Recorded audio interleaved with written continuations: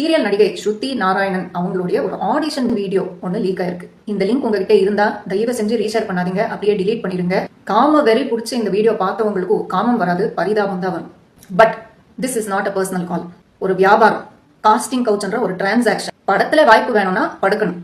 இது வித்தியாசமா வீடியோ கால்ல என்ன சொன்னாலும் பண்ணணும் அப்படின்றது ஒரு புறம்போக்கு, பொறுக்கி டேஷ் டேஷ் என்ன வேணாலும் கெட்ட வார்த்தை போட்டுக்கோங்க, தப்பே கிடையாது.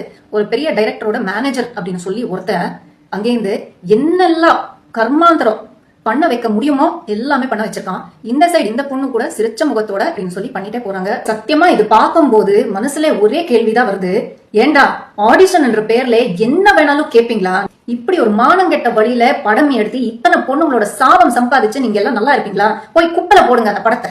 ஒரு பக்கம் நெப்போட்டிசம், ஸ்டார் கிட்ஸுக்கு கிடைக்கிற பிரிவிலேஜஸ், கான்டாக்ட்ஸ், வாய்ப்புகள் எங்களுக்கு கிடையாது. இன்னொரு பக்கம் இந்த காஸ்டிங் கோச்ன்ற கன்றாவையும் நம்ம பண்ண மாட்டோம்னு நடுவில் நிக்கிறோம் இல்ல. சோ நான் என்ன மாதிரி பல நடிகைகளுக்கு இன்னைக்கு சினிமா வாய்ப்புகள் இல்லாம போயிருக்கு.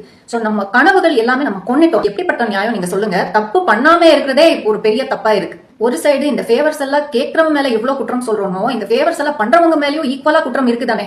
ஆனா ஸ்ருதி வந்து அதுக்கப்புறம் என்ன சொல்றாங்க, இந்த வீடியோல இருக்குது நான் கிடையவே கிடையாது, ஏஐ வச்சு பண்ணிருக்காங்க அப்படின்னு சொல்றாங்க. ஆனா இப்போ புதுசா ஒரு வீடியோ லீக் ஆயிருக்கு. அதே செயல்கள், அதே காஸ்டிங் கால் தான்.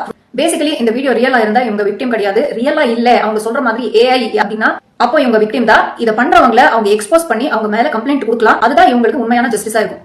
அண்ட் ஃபைனலி தமிழ் சினிமா இண்டஸ்ட்ரியோட பெரிய மனுஷங்க கிட்ட ஒரே ஒரு விஷயம் தான் சொல்லணும்.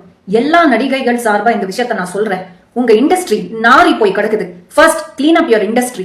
எங்களுக்கு ஒரு சேஃபான ஒர்க் என்வாயன்மெண்ட் கிரியேட் பண்ணி கொடுங்க. சக ஆர்டிஸ்டா, ஈக்குவல் ஹியூமன் பீயிங்ஸா ரெஸ்பெக்ட் கொடுங்க.